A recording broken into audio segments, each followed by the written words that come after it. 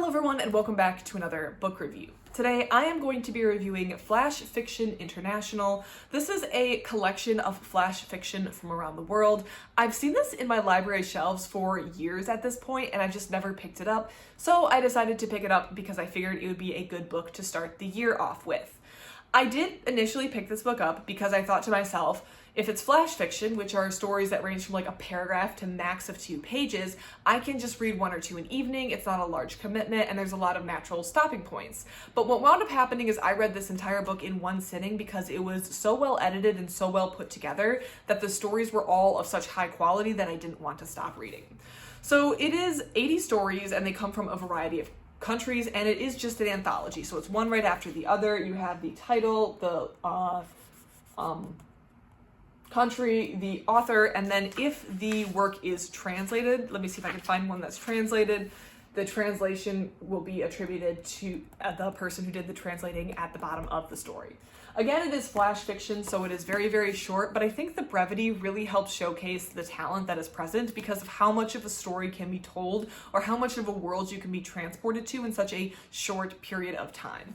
I think a book like this would be fantastic for people who are just getting back into reading, maybe those with short attention spans. I know that's something that a lot of people say they struggle with. When you only need to hold your attention for 1 to 2 pages for a story, I think it's a great way to get back into reading. So if you're looking to reduce screen time, or you want to get back into reading fiction and it's something that maybe your attention span struggles with, this flash fiction would be a great place to start. And it is really high quality. The editing, in the sense of the stories that were selected, were done so well that each one was engaging. So I do have some favorites that I wanted to talk about, or at least mention, because you can't really talk about the plot of any of these without giving any of it away, but none of them really felt like duds. None of them really felt like, oh, I didn't really like this one, it kind of fell flat. They were all interesting and engaging, and like I said, I intended to only read 1 or 2 stories at a time and then put it down, and the next night read a couple more stories, and I read it in one sitting front to back.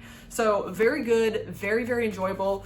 Let me check the date on this one because I wonder if they've done more of these. Copyright 2015, so it is 2025, 10 years ago.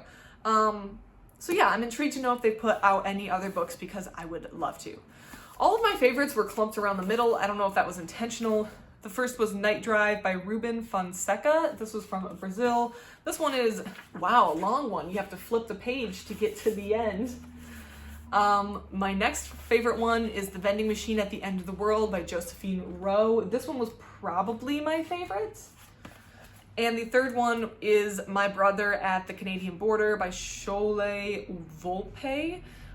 Apologies if I said that incorrectly, from Iran and United States.